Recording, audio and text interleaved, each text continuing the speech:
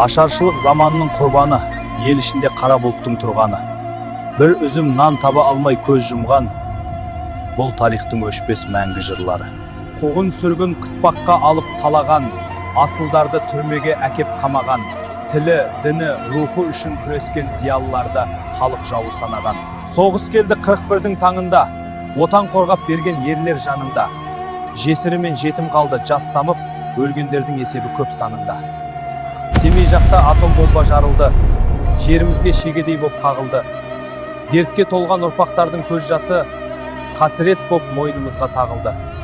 Желтоқсанда жас жүректер мұздады, талаптары ақылдан еш озбады.